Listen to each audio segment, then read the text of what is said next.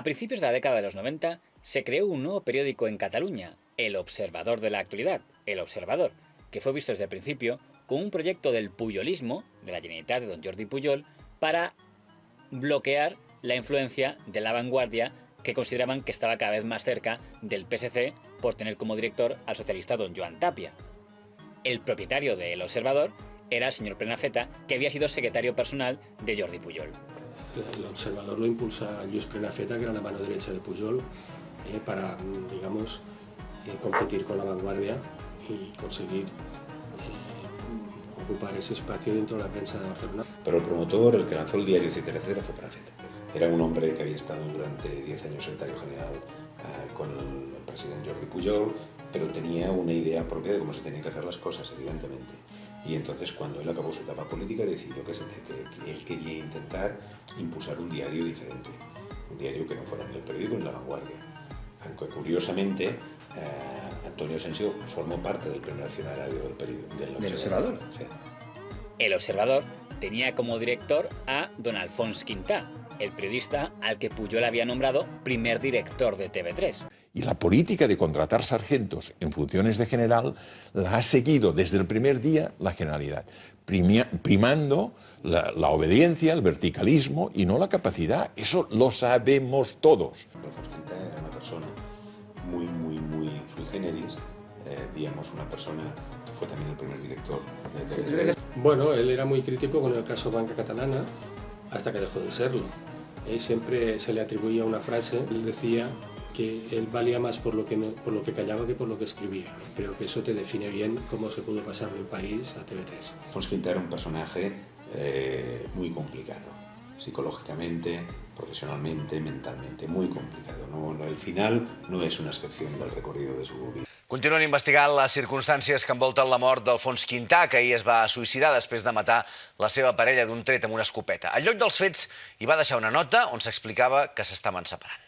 Després de disparar un tret contra la seva dona de 57 anys, ell s'hauria disparat un altre. Alfons Quintà era una persona que fue bastante polémico porque como corresponsal delegado del País destapó, atacó mucho a Pujol en todos los escándalos de Banca Catalana, etcétera, y luego a todos nos quedamos sorprendidos cuando Pujol lo nombró primer director de TV3. Dicen que para silenciarlo, es como comprar a través del cargo. Fue llamativo, fue muy... Es que me daba la impresión de que en TV3 hubo primero una etapa de un poco de inestabilidad, que es precisamente la etapa del señor Quintà, y luego ya llega la etapa de Joan Granados, que es cuando llega la estabilidad. Bueno, no se puede. La época de Quintà es inestable, entre otras cosas, aparte de su personalidad, pero esto no influyó, sino porque se estaba construyendo todo de nada. Joan Granados entró y aportó, lo primero, la gran decisión suya fue sustituir a Alfons Quintà, porque si Alfons Quintà había sido un magnífico, una pieza importantísima por su ambición de poner en marcha el proyecto, era incapaz por su carácter de hacerlo rodar en continuidad y de forma normal, digamos. Normal no, pero digamos, integrando los equipos. Esto Joan Granados lo hizo muy bien. Era un hombre muy inesperado, era un hombre que tenía unas obsesiones informativas. Porque es raro que alguien que ha sido, digamos, muy crítico a Pujol en El País con Banca Catalana salte a director de TV3 y después a un diario, entre comillas, convergente, como entiendo que tenía que ser El Observador.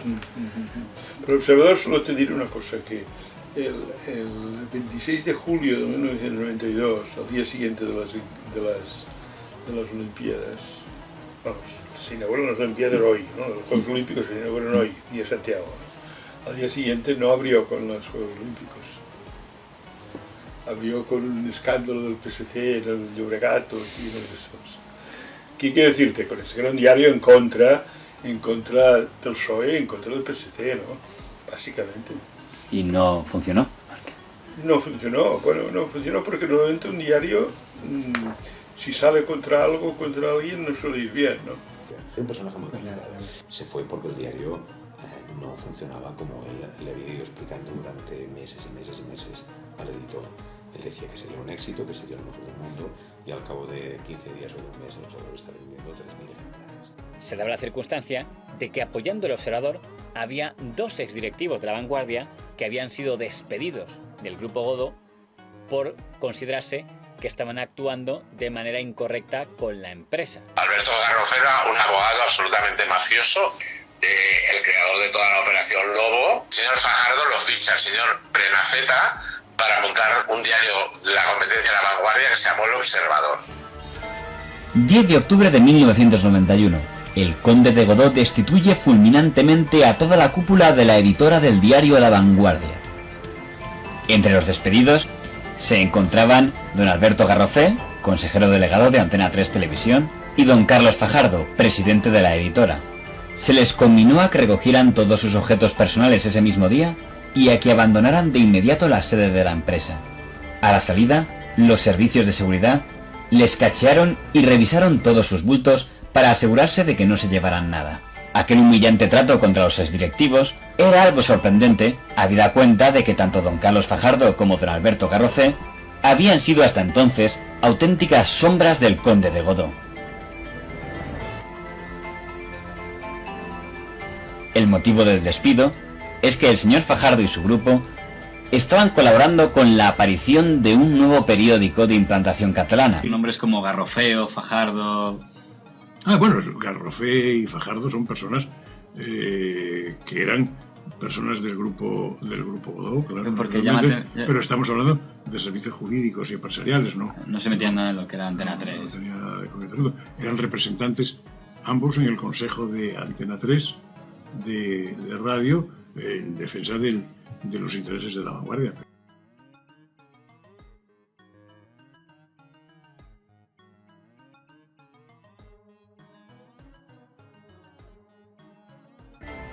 El conde de Godó, que otrora era el máximo referente de la burguesía catalana, había quedado ahora extrañamente situado en el terreno ideológico.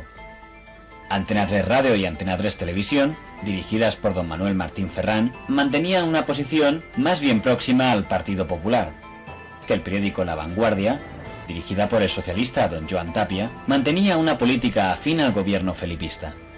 El caso es que ninguno de los medios del Grupo Godó mantenía una posición de apoyo al nacionalismo catalán que encarnaba don Jordi Pujol, que era lo que estos pretendían. Con primeras filas del pujolismo como era don Lluís Prenafeta como accionista mayoritario, el diario El Observador apareció en los kioscos a principios de los 90, dispuesto a disputarle el terreno a La Vanguardia. Sin embargo, la otra pregunta que estaba en mente era ¿cómo había conseguido el conde de Godó averiguar la traición de los señores Fajardo y Garrofe? Ya entonces surgió el rumor de que existía espionaje ilegal en La Vanguardia, algo que daría mucho que hablar años después.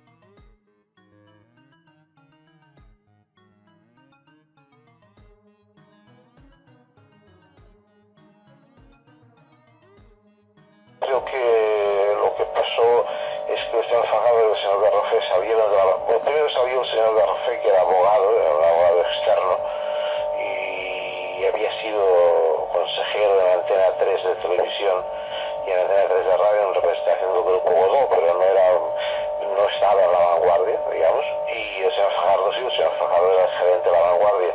Ambos salieron por discrepancias con el propietario, con un año de diferencia.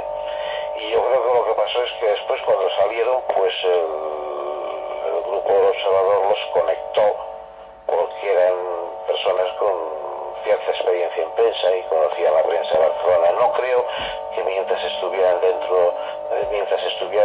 la organización o en el grupo de La Vanguardia estuvieran trabajando para el señor Prenafeta. La Vanguardia despidió a varios directivos justo cuando sale el Observador, don Carlos Fajardo, don Alberto Garrofe, y no se sabía si es porque a lo mejor estaban colaborando con... Como el Observador era un diario empresarialmente débil, porque el Fosquita era un personaje muy acaparador, muy absorbedor, muy, por decirlo así, paranoico. La empresa no tenía ninguna fuerza y finalmente Lluís Prenafeta se puso en contacto con esta gente que hacía ya más de medio año, un año que se había ido a La Vanguardia, y todos le dijeron que les estarían encantados de poder colaborar con un nuevo diario. ¿Por qué lo hicieron? ¿Por ir contra La Vanguardia? Porque se habían quedado sin trabajo y era una oportunidad de recuperar en cierta manera, pero no les... O sea, no es que les echan porque estaban colaborando con el... No les echan En aquel episodio de escisión en La Vanguardia había muchos interrogantes. Se especulaba con que aquellos directivos despedidos de La Vanguardia estaban haciendo tácticas ilegales en la empresa, es decir, desviando dinero de la empresa para ellos. Pero por otro lado, ellos alegaban que habían sido espiados por el conde de Godó. Tácticas ilegales frente a tácticas ilegales.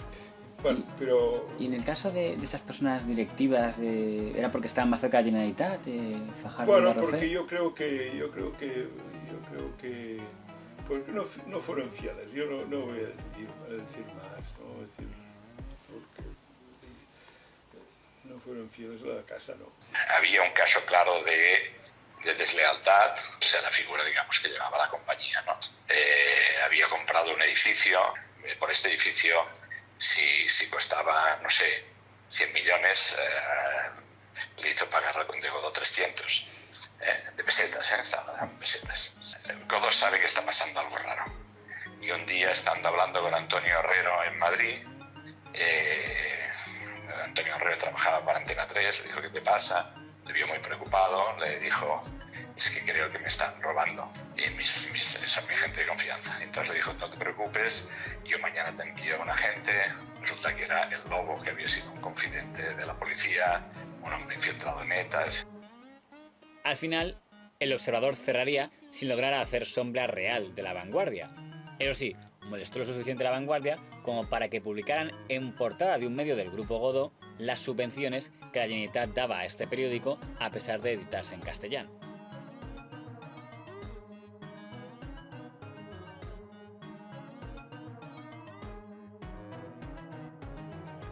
De todas maneras, se habrán beneficiado de las subvenciones en Cataluña públicas y en muchos casos plenamente justificado, porque las subvenciones se dan mayoritariamente para fomentar el uso del catalán. Siempre ha sido el Grupo Godó, se lo sabe todo. Cualquier televisión pública de Europa no se permitiría que alguien que ha sido el hombre de confianza de Prenafeta, la mano derecha de Pujol, director del observatorio con Javier de la Rosa. Pues por favor, documentese un poco. No hay ningún diario que se llamara El Observatorio. El Observador. El señor Javier de la Rosa no tenía ningún diario que se llamara ni El Observador ni El Observatorio. Ya. Yo no soy la persona de confianza del señor Prenafeta. Usted da por ciertas auténticas acusaciones, algunas incluso de juzgado de guardia, porque se equivoca profundamente con los nombres, con las personas y con las voluntades de las personas. Cuando el Observador cerró estaba vendiendo 23.000 ejemplares. Si hubiera habido una empresa, como en el caso de La Razón, José Manuel Arabós, un empresario dispuesto a perder lo que hiciera falta, el Observador, si hubiera tenido un empresario dispuesto a perder dinero, el tiempo que hubiera hecho falta, pues se hubiera convertido, creo yo, en un diario de referencia importante. Pero el empresario que llevó adelante el Observador, y él lo explica en sus memorias, que era el principal impulsor que era Lluís Prenafeta, él mismo en aquel tiempo tuvo una serie de dificultades económicas enormes como consecuencia de unas aventuras empresariales en Rusia que fueron fatal y que hicieron que finalmente no pudiera dar más dinero. A partir de aquí, el diario, sin una base sólida empresarial, pues tuvo que cerrar. Todo el mundo sabe ahora que ya existe un diario en Cataluña, un último diario de papel que tiene una calidad magnífica, que es un gran diario, que es el Ara, pero todo el mundo sabe que cada año pierde dinero. Y que eso no fuera porque los accionistas que ha tenido y el accionista principal que tiene ahora mantuviesen el apoyo de ampliar capital y de cada año, el diario, el Ara no